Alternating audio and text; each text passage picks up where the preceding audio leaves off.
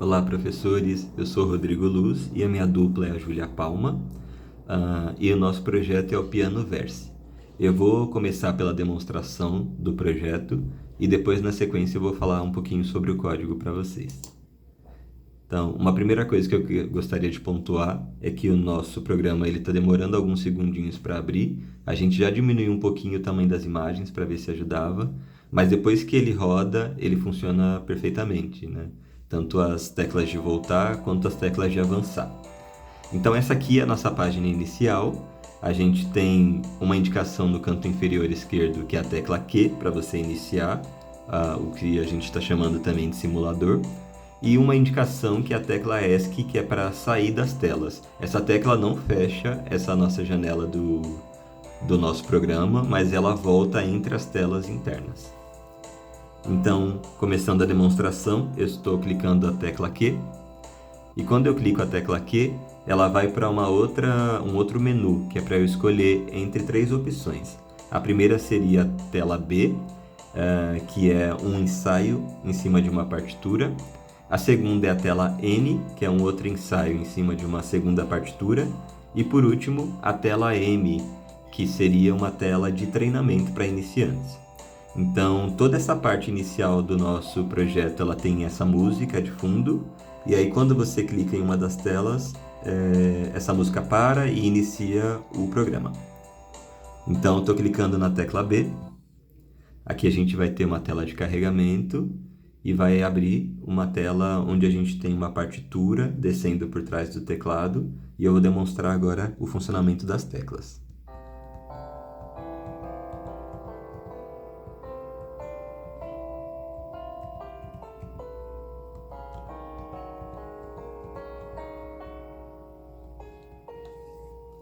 Se eu apertar o ESC, eu retorno para a tela principal. Apertando o Q, eu tenho a opção de migrar para uma outra tela, que eu vou agora para a tela N. Aí a gente tem uma outra tela de carregamento, e eu vou demonstrar para vocês agora o funcionamento das teclas.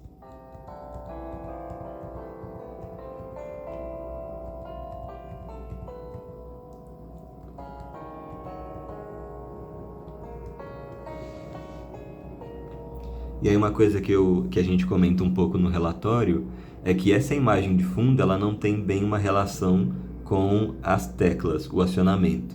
Então a ideia é que a pessoa usasse esse gabarito, que é a partitura, para poder se basear na música que vai ser tocada. Então tanto a tela B quanto a tela N seriam de partituras pré-estabelecidas. Por exemplo, num futuro desse simulador, a gente pensa que a pessoa poderia adicionar, fazer um upload da sua própria partitura para fazer a leitura em relação à minutagem com que ela desce. Eu estou apertando a tecla ESC aqui para voltar para o menu inicial, e apertando o Q novamente, eu vou para a última tela, que é a M, de treinamento. Temos uma tela de carregamento, e aqui na tela M a gente tem uma disposição um pouquinho diferente. A gente tem um gabarito sobre o teclado, e esse gabarito é para ajudar a pessoa que é iniciante no teclado. Então, mais para saber a posição das notas, um pouco como se fosse uma cola, né? E tanto na primeira quanto na segunda e na terceira tela, a gente sempre tem a indicação das letras sobre as teclas em relação ao que é do teclado do computador, para facilitar, né, essa leitura. Então, eu vou falar agora um pouquinho sobre o código para vocês. Vou voltar aqui para o ESC e a tela inicial novamente. Bom, iniciando aqui o código, a gente dividiu ele em alguns blocos para ficar um pouco mais fácil o entendimento. Então, o primeiro passo que a gente fez foi importar uma biblioteca de som do Processing para que as notas em MP3 pudessem funcionar, serem rodadas.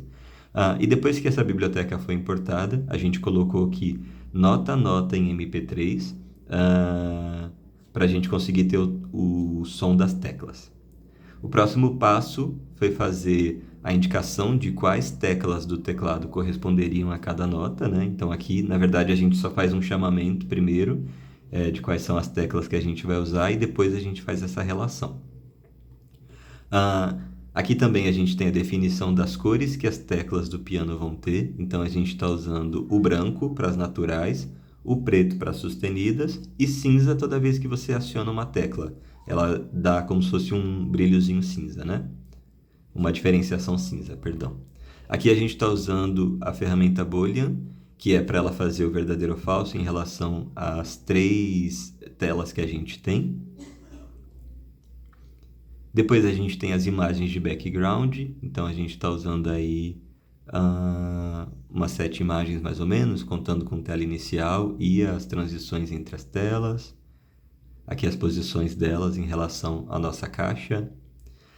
Aqui a gente colocou uma variável de som para armazenar o som de fundo que tem na tela inicial, né, aquele som ambiente. E aqui a gente começa com os comandos de ação, os setups. Então a gente tem o desenho da janela, todas as configurações dos backgrounds e as posições deles em relação à tela. Isso depois acho que vocês vão conseguir verificar melhor no código. A identificação dos sons, aí sim a gente coloca, né, a variável que vai fazer essa identificação. E a música de fundo também, a mesma coisa a programação dela. E aqui a gente coloca a ferramenta Loop, que é exatamente para ela rodar constantemente. Aqui também a gente coloca a indicação do que são as notas naturais e do que são as sustenidas. Para baixo a gente tem o que a gente chama os comandos de desenho, são os draws. Então aqui a gente tem desenho de tela inicial, a secundária, de carregamento, as telas B, N e M, né? E aqui os voids delas, que seriam os backgrounds, né? Com a relação da música de fundo também. E aqui, aquela ferramenta de keypress, que a ideia é quando a pessoa apertar o Q minúsculo ou maiúsculo, consiga inicializar, né? E ir para a próxima tela. Tudo isso daqui se repete um pouquinho nas telas subsequentes. Então, na tela B, a gente tem também um esquema de verdadeiro ou falso para o acionamento da tela correta. O comprimento da barra também. E a música de fundo, que vai ser parada. Todas as vezes que a gente aciona essa tela de carregamento, a música de fundo para. E isso vai se repetindo para cada uma delas.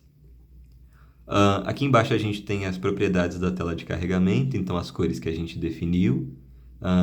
E o tempo que ela vai levar, né? Esse desenho da barra, que ele vai seguindo até completá-la. O tamanho do retângulo.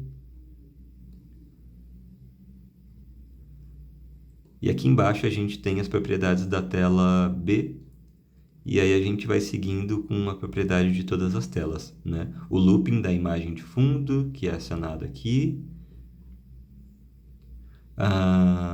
O reinício da posição das imagens quando elas acabam. Então a gente fez uma única imagem comprida e aí ela sempre fica rodando ali sem fim. A próxima parte é na tela N, que as mesmas propriedades se repetem. Depois na tela M, por último, as mesmas propriedades. E aí a gente tem também a indicação do desenho do teclado em cada uma dessas telas. Aí a gente está chamando de comando de retorno a tecla ESC, que ela sempre volta para a tela inicial. Então ela está aqui nesse keypressed. Aqui para baixo a gente tem a verificação de quais teclas são pressionadas, né, de acordo com a cor. Todas as vezes que a gente aciona uma tecla referente a uma nota, ela vai ficar cinza. Então esse é o comando que a gente está usando aqui, esse void, para esse tipo de leitura, né, da cor cinza. Tanto para as teclas acidentais quanto para o que a gente chama de naturais. E as acidentais seriam as sustenidas. Aí aqui o desenho propriamente dito das teclas naturais e o desenho das teclas sustenidas. E aí uma das últimas ações do nosso código são as letras que vão acima das teclas. Então é nessa parte aqui que elas estão desenhadas. A gente está usando a ferramenta Draw Labels, perdão. E assim finaliza o nosso código. Obrigado pela atenção. Tchau, tchau.